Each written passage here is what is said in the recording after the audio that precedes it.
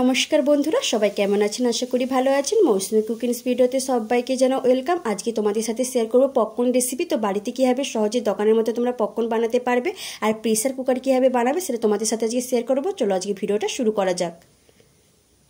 দেখো, এখন মার্কেটে কিন্তু এইভাবে পপকর্নের প্যাকেটগুলো কিনতে পাওয়া যায়। আর এটা কিন্তু 10 টাকা দাম নিয়েছে। আমার দুটো প্যাকেট মোট 20 টাকা নিয়েছে। দু রকম ফ্লেভার আছে, একটা আছে চিলি ফ্লেভার আছে, একটা ক্লাসিক সল্টেড ফ্লেভার আছে। আর এখানে বলেই দেওয়া আছে কীভাবে করবে। এখানে অবভিয়াসলি প্রেসার কুকার দেখিয়েছে, তোমরা যে কোনো কড়াইতে বা ননস্টিক কড়াইতে করতে পারো। তো আমি আজকে প্রেসার কুকারে তোমাদের করে দেখাবো। আর প্রেসার কুকার অবভিয়াসলি তোমরা ঢাকনা সিটিটা খুলে নেবে।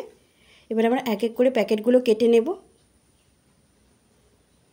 আর প্যাকেটের ভেতরে আমরা দেখে নেব কীরকম টাইপের আছে। তো এখানে আগে থেকে তেল এবং লবণ দেওয়া আছে। এবার আমরা প্রেসার কুকারে কিন্তু এক এক করে এবার প্যাকেটগুলো দিয়ে প্যাকেটগুলো ঢেলে নেব।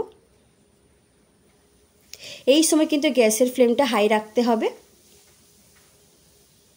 এবার একটু নাড়াচাড়া করে নেব যতক্ষণ না একটা দুটো পপকর্ন ফুটবে। দেখো, আমার একটা দুটো পপকর্ন কিন্তু ফাটতে আছে, তোমরা দেখে বুঝতে পারবে। দেখো, একটা দুটো পপকর্ন শুরু হয়ে গেছে ফুটা। এই পর্যায়ে আমাদের প্রেসার কুকারের ঢাকনাটা চাপা দিয়ে দিতে হবে। চাপা দিয়ে দিচ্ছি। এবার দেখো, এবার পপকর্নগুলো 2 থেকে 3 মিনিটের মধ্যে আমার পপকর্নগুলো হয়ে যাবে। এবার কিন্তু অবভিয়াসলি তোমাদের গ্যাসের ফ্লেমটা লো রাখবে এই পর্যায়ে। দেখো, আমার একদম কিন্তু পপকর্নগুলো তৈরি হয়ে গেছে পুরো দোকানের মতো। তোমরা বাড়িতে খুব সহজে 2 মিনিটে এটা বানিয়ে নিতে পারবে।